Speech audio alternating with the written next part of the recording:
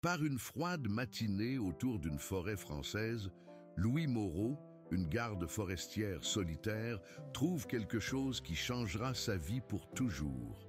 Au milieu de la forêt dense, un nouveau-né se trouve sur le sol humide, enveloppé uniquement dans une fine couverture. Le plus effrayant, un serpent géant est enroulé autour de l'enfant, comme s'il était protégé. Ne comprenant pas s'il s'agissait d'un miracle ou d'un présage sombre, Louis doit prendre une décision rapide.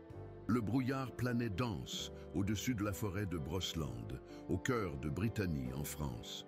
Pour beaucoup, cette forêt n'était qu'un coin naturel, qui abrite des arbres du centenaire et des légendes oubliées. Mais pour Louis Moreau, c'était son monde. À 42 ans, Louis a mené une vie solitaire en tant que garde forestier. Il vivait dans une modeste cabine près des bois, où le coin des oiseaux et le bruissement des feuilles dans le vent étaient sa seule compagnie. Il ne s'est pas plaint.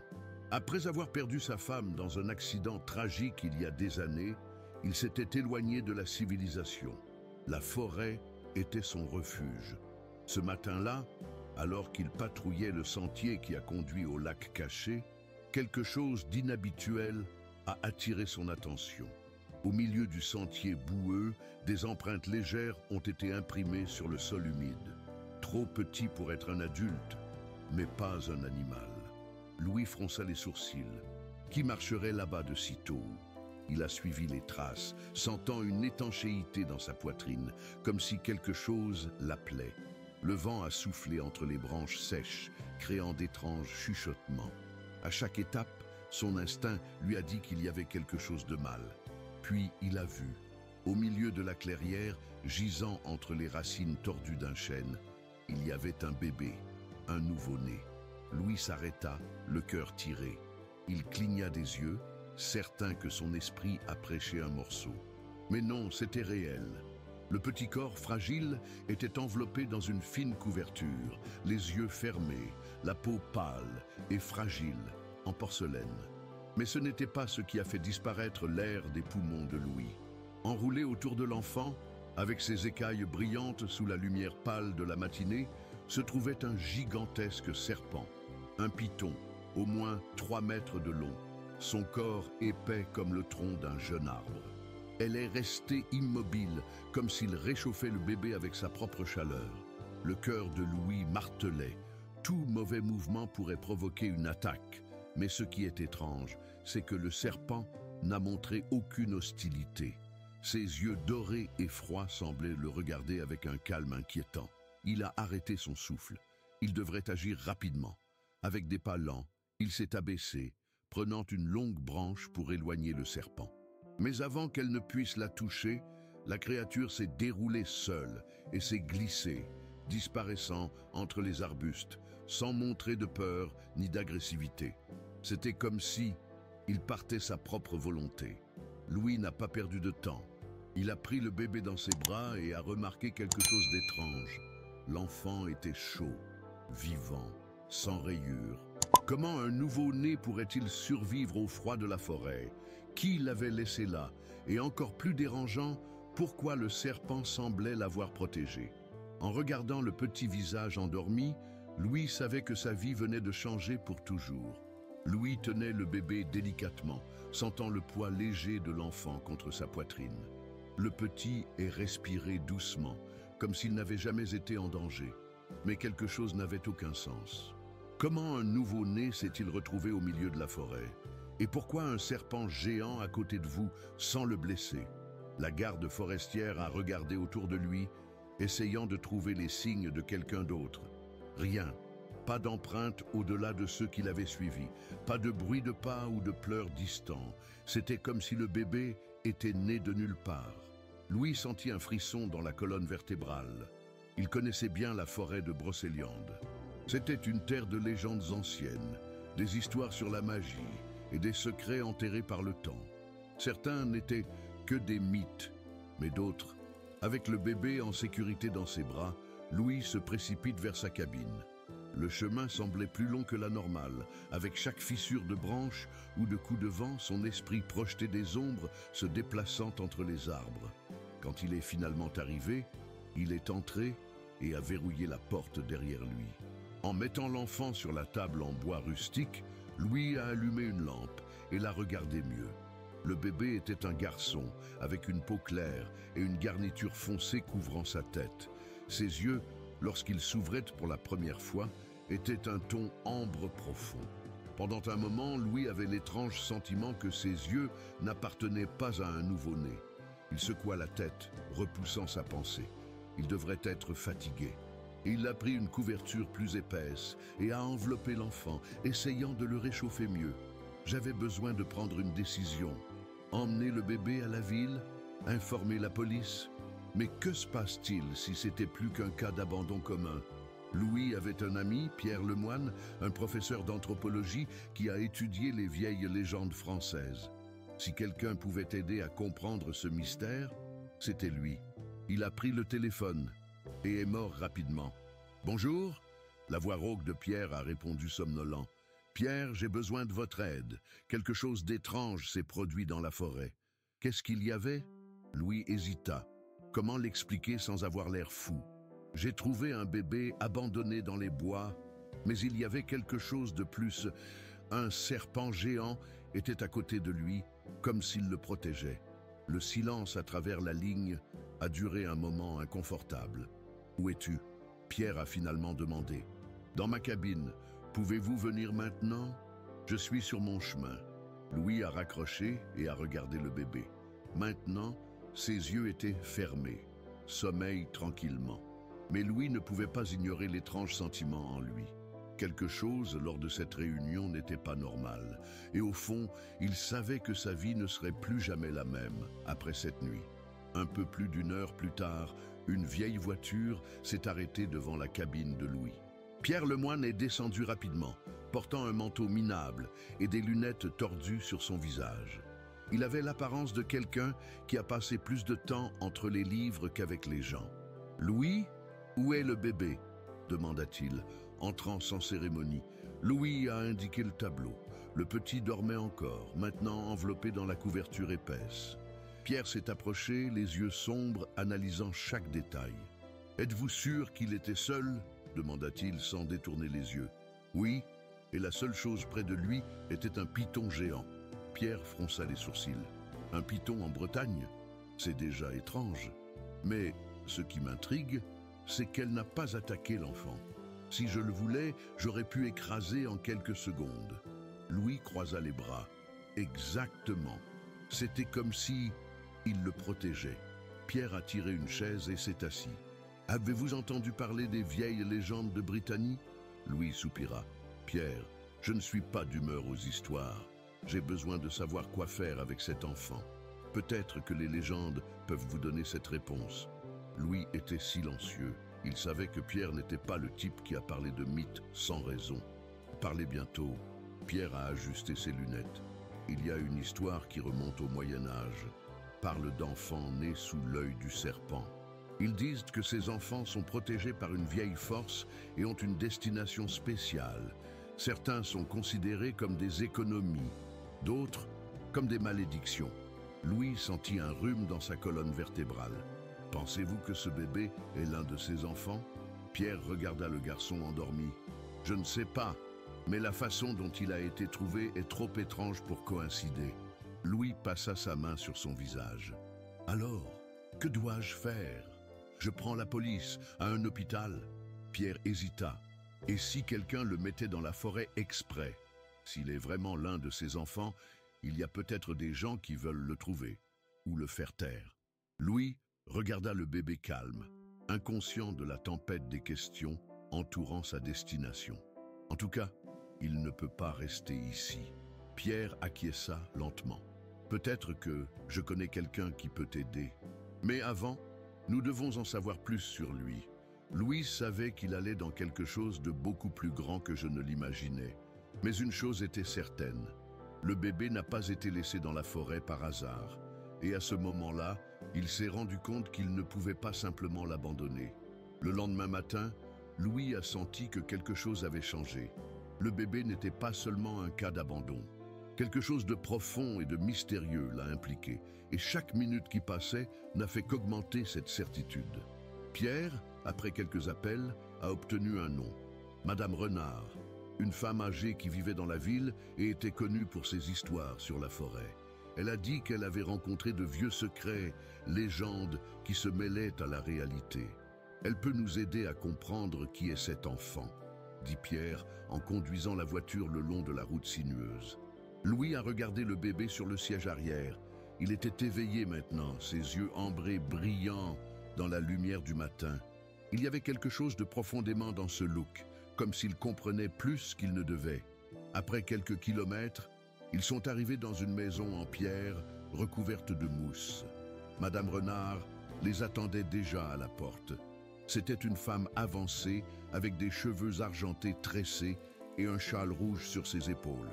Ses yeux, avec un bleu intense, analysaient Louis et Pierre avant qu'ils ne fassent atterrir sur le bébé. Puis elle sourit étrangement. « Je t'attendais. » Louis a changé un regard déroutant sur Pierre. « Que voulez-vous dire en attendant ?» il a demandé. Le vieil homme a fait un geste pour entrer. « Je savais qu'un jour, l'enfant du serpent reviendrait. » Le cœur de Louis a tiré. « Savez-vous qui il est ?» Madame Renard a pris le bébé délicatement et a regardé dans ses yeux. « Il n'appartient pas à ce monde commun. Il est un jalon entre deux destinations. S'il tombe entre de mauvaises mains, ce sera une menace. Mais si vous êtes guidé sur la bonne voie, vous pouvez tout changer. » Pierre se pencha en avant. « De quoi parlez-vous exactement ?» La vieille femme soupira et montra une étagère pleine de vieux livres. Des siècles, ils disent qu'un enfant serait né marqué par le regard du serpent. Elle serait protégée par un gardien, un serpent, jusqu'au moment où elle a été trouvée. Mais cet enfant serait également chassé, car il y a ceux qui craignent leur pouvoir. Louise était silencieux. Tout semblait absurde, mais en même temps, cela avait du sens. « Alors, quelqu'un peut-il le chercher maintenant ?» Madame Renard hocha la tête. « Et ils sont plus proches que vous ne le pensez. » À ce moment, un bruit à l'extérieur de la maison les a fait surprendre. Quelqu'un était là, et ils ne sont pas venus en paix. Louis sentit un frisson se promener la colonne vertébrale, alors qu'il entendait le bruit à l'extérieur. Des étapes fermes ont écrasé les feuilles séchées et une ombre se déplaçait au-delà de la fenêtre. Madame Renard a rapidement enveloppé le bébé dans son châle et a signalé de se taire. Pierre avala sec et s'éloigna de la porte. « Qui sont-ils » murmura Louis. La femme âgée le regarda sérieusement. « Ceux qui craignent ce que cet enfant peut devenir. » Le cœur de Louis martelait. Quelqu'un voulait-il vraiment blesser le bébé? Soudain, un fort coup de poing dans la porte résonna autour de la maison. « Nous savons qu'il est là. Livrez l'enfant et personne ne sera blessé. » La voix était froide, sans émotion. Louis a échangé un regard avec Pierre. Il n'y avait aucune chance de livrer le bébé. « Rapide, ici !» Madame Renard chuchota, les conduisant à une porte à l'arrière. Ils sont allés dans la forêt, coulant sans regarder en arrière. Le bébé, calme comme s'il comprenait la gravité de la situation, était en sécurité dans les bras de Louis. Derrière eux, les envahisseurs ont fait irruption dans la porte de la maison. La fissure en bois cassé résonna à travers les bois. Louis sentit l'adrénaline prendre le dessus. Il ne savait pas qui étaient ces hommes, mais savait qu'ils ne pouvaient pas être pris. Ils ont traversé le sol irrégulier, esquivant les racines et les branches basses. Madame Renard, étonnamment agile pour l'âge, les a guidés par un chemin étroit qui semblait peu exploré. « Où allons-nous » demanda Pierre, haletant. « Dans un endroit sûr » a répondu à la femme âgée. Derrière eux, des voix se sont approchées. Louis savait qu'il ne pouvait pas courir pour toujours. Soudain, Madame Renard s'est arrêtée. Ils avaient atteint un petit sanctuaire caché dans la forêt, couvert de mousse et entouré de vieilles statues de serpents sculptées en pierre. Elle se tourna vers Louis et Pierre. « Maintenant, vous devez prendre une décision. » Louis regarda le bébé, sentant un poids énorme sur ses épaules. Il n'imaginerait jamais que cette réunion dans la forêt le mènerait à un choix qui pourrait tout changer. Et puis, la réponse est venue. Il était temps de se battre. Le silence dans le sanctuaire était lourd, seulement brisé par la respiration rapide de Louis et Pierre. Le bébé est resté silencieux, mais ses yeux ambrés regardaient tout avec un calme inquiétant, comme s'il comprenait le danger qui les entourait. Madame Renard a approché l'une des statues du serpent et a touché sa surface froide et mousse. La pierre semblait vibrer sous sa main, C'est un lieu sacré, protégé par ceux qui nous ont précédés, mais ce ne sera pas suffisant pour les éloigner pendant longtemps. Louis se tourna vers la forêt, essayant d'entendre les sons autour. Le vent portait d'étranges chuchotements, et il ne pouvait pas dire s'ils n'étaient que des feuilles de balançoire ou autre chose. Pierre nettoya sa sueur du front, essayant toujours de récupérer sa respiration d'évasion. Qui sont ces gens? Que veulent-ils avec cet enfant? Madame Renard soupira, et ses yeux bleus ont gagné un éclat sombre. Ils craignent le pouvoir du garçon. Ils savent que cela peut changer l'équilibre de quelque chose de beaucoup plus grand que nous. Depuis des siècles, les gens essaient d'empêcher cet enfant de naître, mais cette fois, il a survécu. Louis fronça les sourcils, sentant le poids de ses mots. Et qu'est-ce que j'ai à voir avec ça? Sa voix est sortie bas, presque réticente à entendre la réponse. La femme âgée le regarda avec intensité. Vous avez été choisi pour le trouver.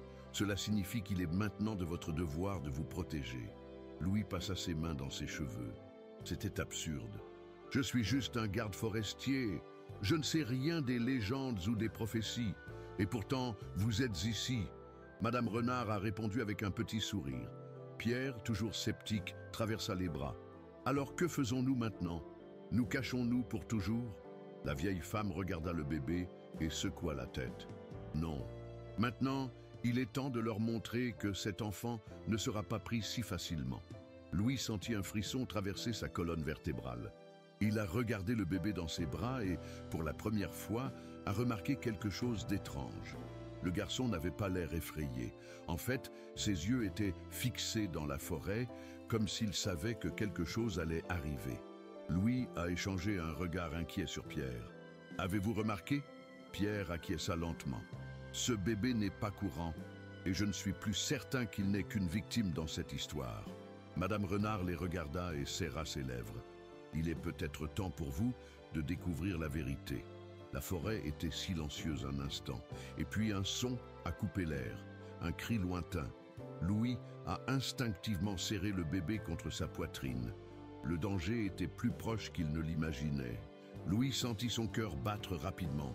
L'opinion du bébé, toujours sans défense et vulnérable, reflétait la fragilité de sa propre situation. Il ne savait pas exactement comment, mais tout semblait être interconnecté. Le serpent, le mystérieux quotidien, et cet être qui était maintenant sous la protection de Madame Renard. C'était comme si une nouvelle couche de réalité avait été révélée devant lui, quelque chose qu'il ne pouvait plus ignorer. Mais que faire avec ça? Il se sentait impuissant, comme s'il était pris par un courant invisible, sans contrôle sur son propre destin. Madame Renard semblait calme, non engagée face au chaos. Les yeux fixés sur le bébé, elle le caressa doucement, ses mains qualifiées et silencieuses, transmettant un sentiment de sécurité. Le regard de Louis se tourna vers elle, et pendant un moment, il a vu en elle quelque chose qu'il n'avait pas remarqué auparavant. La force. Elle ne protégeait pas seulement le bébé, mais elle était aussi une gardienne de la vérité, peut-être l'une des rares personnes qui ont compris l'ampleur de ce à quoi ils étaient confrontés. « Tu sais ce qui se passe, n'est-ce pas, madame ?» demanda Louis, essayant de garder le sang-froid. Elle le regarda, ses yeux profonds et sages reflétant une sagesse silencieuse. Pendant un moment, elle n'a rien dit. Il a juste regardé le bébé, puis à Louis, comme s'il évaluait ses mots avant de répondre. « Ce que vous voyez maintenant, » a-t-elle commencé d'une voix douce mais ferme, « c'est juste une partie du puzzle. Ce qui va arriver sera beaucoup plus complexe. Mais Louis, vous avez le choix. Nous avons tous. Nous pouvons continuer à vivre comme nous étions, en ignorant les ombres qui nous entourent, ou nous pouvons faire face à la vérité avec courage. » Louis sentit un poids dans sa poitrine. Il savait que rien ne serait facile à partir de ce moment. Il n'était plus un homme simple à la recherche de réponses. Il portait maintenant le poids d'une responsabilité qu'il n'avait jamais imaginée. Le bébé, les mystères, les serpents, tout était entrelacé. Et il devrait décider quel genre d'homme voulait être face à cela. Pendant ce temps, Xavier et les autres étaient absents, avec des expressions sérieuses et tendues. Le groupe était de plus en plus conscient que leurs actions ou leur absence les conduirait à un point sans retour. Il n'y avait pas de temps pour hésiter. Chaque mouvement qu'ils ont fait maintenant était crucial pour le sort de chacun. Louis, êtes-vous prêt pour la prochaine? Demanda Xavier, émergeant à côté de lui. Sa voix était teinte avec une sincère préoccupation. Je sais que vous avez des questions. Nous l'avons tous. Mais maintenant, nous ne pouvons pas revenir en arrière. La vérité, aussi effrayante que cela puisse être, doit être confrontée. Louis regarda le visage de Xavier et vit en lui la même lutte interne. Il savait qu'il ne pouvait plus se cacher de ce qu'il l'appelait, tout comme Xavier ne pouvait pas. Leur sort était entrelacé d'une manière qui ne pouvait pas être annulée. Je ne sais pas si je suis prêt, Xavier, mais je sais que je dois essayer.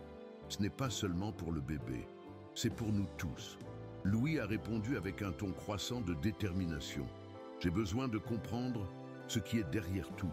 Quelle est cette force qui nous poursuit? Xavier hocha la tête, sentant le poids des paroles de Louis. Il savait qu'il n'y avait pas de retour. Ils étaient sur un chemin sans fin, mais au moins maintenant c'était plus clair. Le serpent n'était pas seulement un monstre, elle était un symbole, une métaphore de ses propres peurs et incertitudes qu'elle portait en elle. Ils avaient besoin de confronter ces peurs pour les surmonter. Alors que les autres se sont rassemblés autour de Madame Renard, l'ambiance est devenue encore plus lourde. Le bébé, dans ses bras, semblait une représentation de l'espoir, mais aussi de la vulnérabilité. C'était un souvenir que même au centre de l'obscurité, la lumière pouvait encore briller. Mais pour cela, tout le monde devrait agir. Ils devraient unir et mettre de côté leurs propres insécurités. Le voyage vers la compréhension de ce qui se passait prendrait du temps.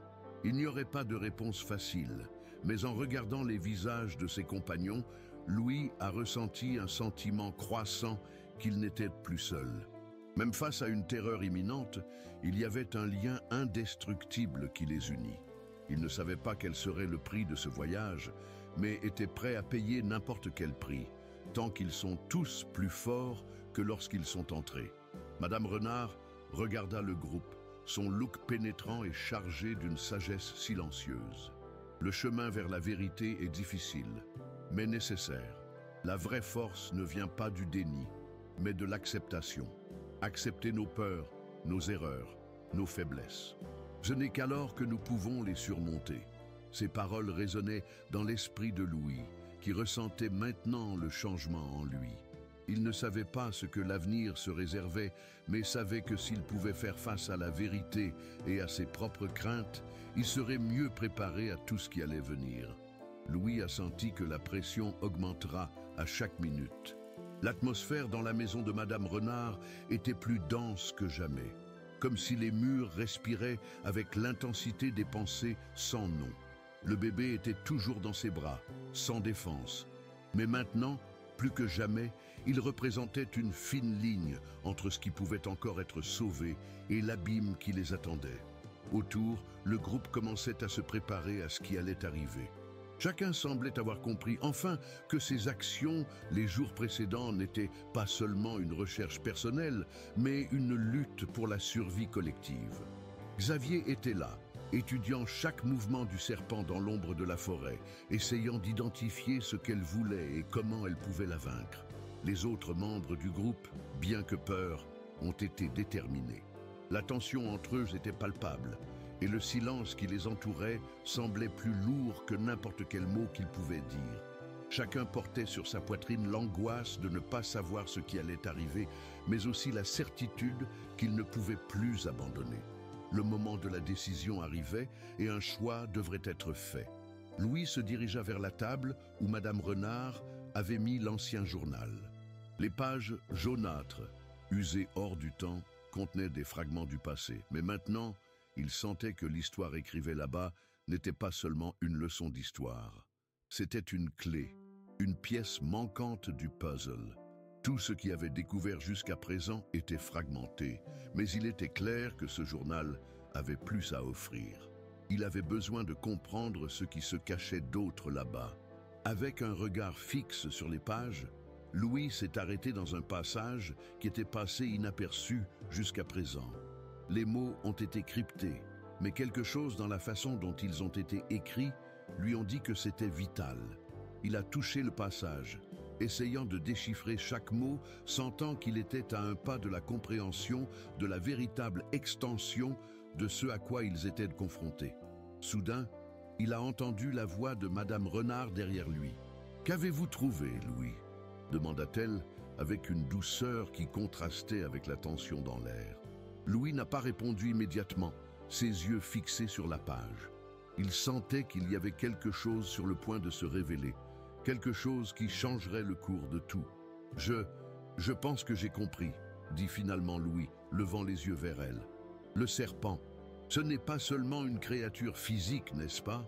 Cela représente autre chose, quelque chose de plus profond. Peur, vengeance, un cycle sans fin. » Madame Renard hocha la tête lentement, comme s'il le savait déjà, mais il attendait qu'il arrive pour lui-même, cette conclusion.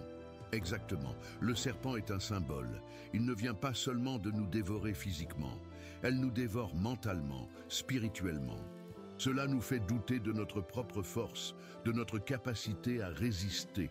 Ce que vous êtes confrontés maintenant, ce n'est pas seulement la lutte contre une créature. Vous combattez vos propres craintes qui habitent en vous. Louis ferma le journal, sentant une vague de clarté se propage dans son corps. Ce qui ressemblait à un cauchemar de plus en plus réel n'était pas seulement un jeu de survie. C'était une bataille interne à laquelle chacun d'eux devait affronter, non seulement à l'extérieur, mais en eux-mêmes. À l'approche de la nuit, le temps est devenu encore plus lourd. La pleine lune illumina la forêt, créant des ombres de danse qui semblaient se déplacer seules. La présence du serpent était plus forte, plus imminente.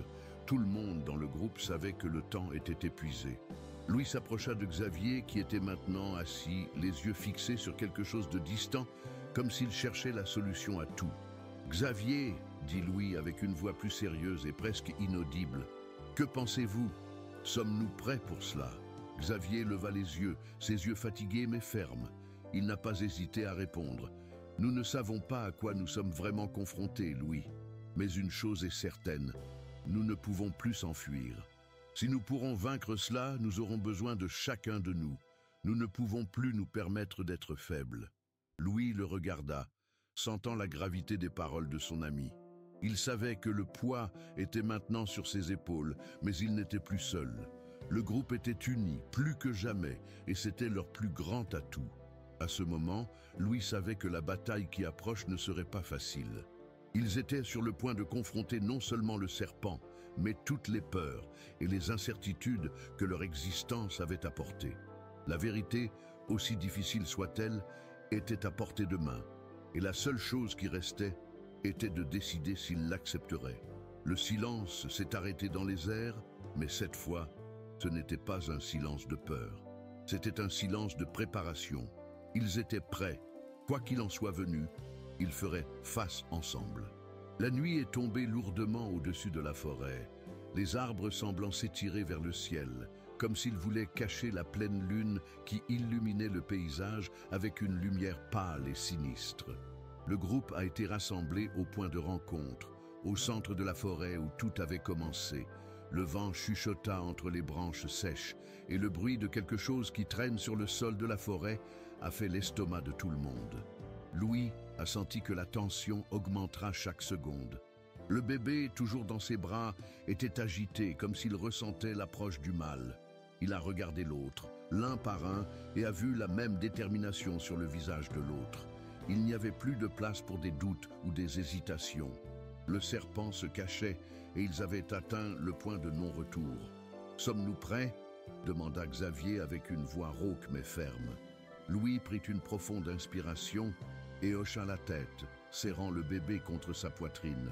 Il savait qu'il n'y avait pas le choix. La vérité était claire maintenant. Le mal ne pouvait être vaincu qu'avec des armes ou une force physique. Ils avaient besoin de quelque chose d'autre, quelque chose qui venait du bas de leur âme. Le serpent n'était pas une créature commune, et cela nécessiterait plus que le courage. Cela nécessiterait que tout le monde se regarde et affronterait ses plus grandes peurs. Soudain, le silence était rompu. Un mouvement soudain dans l'obscurité. Quelque chose rampant, quelque chose de grand. Le serpent. Louis n'a pas eu le temps de réfléchir. Avec un cri étonnant, il s'avança, visant la créature qui approche. Ses écailles brillaient sous le clair de lune. Le monstre semblait grandir à chaque seconde, comme s'il se nourrissait de sa propre nuit. Ses yeux étaient rouges comme du feu et son corps traînait à une vitesse monstrueuse.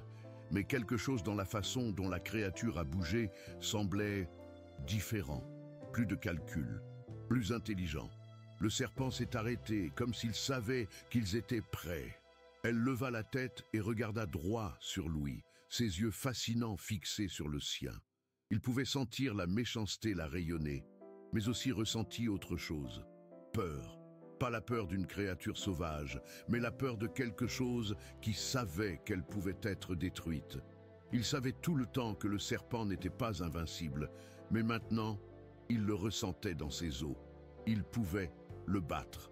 Madame Renard a été la première à agir. Avec une vitesse impressionnante, elle s'est agenouillée et a commencé à chanter des mots dans une vieille langue. Les mots qui sont sortis de sa bouche étaient faibles, mais chargés de puissance. Le serpent a hésité un instant, comme s'il était immobilisé par un sort invisible. C'est à ce moment que Xavier, à une vitesse inhabituelle, a tiré une flèche vers la créature, la frappant dans le cou. L'impact n'a pas été suffisant pour la tuer, mais il était suffisant pour faire réagir le serpent avec une fureur incontrôlable. Le monstre s'est lancé vers le groupe, son corps se tordant et ses mâchoires s'ouvrant dans un cri assourdissant. Louis sentit l'air être comprimé autour d'elle et une peur primitive lui a pris le dessus. Mais il n'est pas retourné. Avec un cri, il a couru vers le serpent, tandis que les autres ont également avancé, chacun essayant de trouver une faiblesse dans la créature. Louis, avec le bébé toujours dans ses bras, savait que la seule façon de vaincre le serpent était de faire face à sa tête. Il ne pouvait plus se cacher, il ne pouvait plus fuir. Avec une impulsion, il s'est jeté sur le serpent, la forçant à se concentrer sur lui, tandis que les autres attaquaient simultanément. Mais quelque chose à l'intérieur a changé en ce moment. Il ne se battait plus uniquement contre le serpent. Il combattait tout ce que cette créature représentait, les peurs, les ombres, les traumatismes qu'il avait transportés tout au long de sa vie. Le serpent s'est contourné, essayant de se débarrasser, mais Louis sentit que son énergie s'affaiblissait. C'était comme si la créature perdait sa force vitale, alimentée par l'insécurité et la peur qu'elle s'était créée. À ce moment, il avait une vision. Les paroles du journal de Madame Renard, qu'il avait lu plus tôt, lui venaient à l'esprit. « Le monstre se nourrit du pire en vous. Lorsque vous affrontez votre propre obscurité, elle tombera. » Louis n'a pas hésité. Il savait ce qu'il devait faire. Avec un cri de pure détermination, il a poussé le bébé dans les bras de Xavier et s'est avancé vers le centre du serpent, ses mains trouvant les échelles chaudes de la créature. Il ferma les yeux, prenant une profonde inspiration, et dans son esprit, il a fait une promesse. Il ne laisserait pas la peur dominer davantage. Il ne laisserait pas le passé contrôler son destin. Avec une force qu'il ne savait pas qu'il avait, Louis a attrapé la tête du serpent et, avec un mouvement rapide, s'est cassé le cou. Le cri de la créature résonna à travers la forêt, mais bientôt il s'est calmé. La limite du serpent, maintenant immobile, tomba lourdement au sol, comme une montagne qui s'est effondrée sur elle-même. Louis est tombé à genoux, épuisé, mais avec un sentiment de paix qu'il n'avait jamais connu auparavant. Il avait affronté l'intérieur le plus terrible et vaincu, pas le monstre mais les craintes mêmes qui l'avaient consommé depuis si longtemps. Le serpent était mort, mais ce qui s'était passé à ce moment serait quelque chose qu'il n'oublierait jamais. Chacun, d'une manière ou d'une autre, avait dépassé la bataille qui me faisait sur elle. La forêt, autrefois dynamique de la présence du monstre, était maintenant silencieuse. Le corps du serpent, qui avait été une force de destruction et de terreur, était complètement immobile, un symbole de la fin du combat le plus difficile auquel le groupe ait jamais affronté. Le bruit du vent entre les branches des arbres semblait presque paisible, comme si la nature avait repris son contrôle. Louis était toujours à genoux, le poids de l'épuisement et de la victoire surchargeant son corps. Ses yeux étaient fixés sur le serpent tombé, mais son esprit était éloigné, voyageant à travers tous les moments difficiles qui les avaient emmenés là-bas. Il ressentait la légèreté, un sentiment de liberté qu'il n'avait jamais pu exister en lui. La peur qui l'avait accompagné depuis tant d'années avait disparu, et le vide qu'il avait toujours essayé de remplir maintenant était rempli de quelque chose de nouveau, le courage. Xavier, tenant toujours le bébé, s'approcha de lui avec des pas lents. Il a regardé Louis avec une expression qui mélangeait le respect et le soulagement. Il savait que sans cette action décisive, la lutte aurait été beaucoup plus difficile, voire impossible. « Nous l'avons eu, Louis. Vous l'avez fait. » Louis le regarda, ne sachant pas quoi répondre. Il n'était pas sûr qu'il avait fait quelque chose seul. C'était un effort collectif, mais principalement une lutte interne. Il était devenu quelque chose qu'il n'avait jamais imaginé pouvoir être, quelqu'un capable de faire face à ses propres monstres. Madame Renard s'approcha, ses mains désormais calmes, sans la ferveur de la bataille. Elle avait l'air plus âgée qu'avant, comme si le poids de la magie qu'elle devait évoquer avait consommé ses énergies. Mais ses yeux, auparavant perdus dans l'obscurité, étaient maintenant clairs. « Tu as fait face au plus profond en toi. » Le serpent n'était pas seulement une créature du mal, c'était une manifestation de nos pires faiblesses. Et tu as gagné. Louis sourit, mais avec un sourire fatigué. Il n'avait jamais imaginé quelque chose comme ça était possible. Mais il y avait quelque chose encore plus important à ce moment-là. Le bébé, qui était autrefois si agité, était maintenant dans ses bras, calme. Il sentit sa vie palpiter dans le petit être et savait que cet enfant était la clé du changement, de l'espoir. Ils avaient survécu, mais pas seulement physiquement. Chacun avait fait face à une bataille interne. Et maintenant, ils étaient plus forts, plus connectés. Le monde a été quelque peu renouvelé, et ils savaient maintenant qu'ils pouvaient surmonter tout ce qui arrivait. L'aube commençait à teindre l'horizon avec des nuances de rose et d'orange. La lumière du soleil a commencé à dissiper les ombres de la forêt et le groupe a augmenté. Ils ont regardé autour de lui, maintenant plus conscients de leur rôle dans cet endroit, et ont compris que leur voyage n'était pas terminé. Mais au moins pour l'instant, le plus grand défi a été surmonté. Louis tenait le bébé le plus fort contre sa poitrine. Il savait que l'avenir serait difficile, que plus d'obstacles émergeraient. Mais maintenant, avec la force de surmonter et le soutien de ses amis, il était prêt pour tout ce qui venait. Des mois se sont écoulés depuis la fin de la bataille de la forêt. Louis, maintenant plus calme et plus confiant, se promena dans la ville avec le bébé dans ses bras, tandis que Xavier et Madame Renard ont suivi de son côté, observant la progression de son voyage. La vie était revenue à la normale, mais il savait que ce qu'ils vivaient ne serait jamais oublié.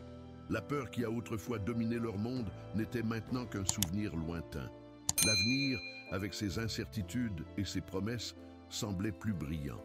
Mais dans leur cœur, ils savaient que le plus grand défi serait toujours de continuer à vivre.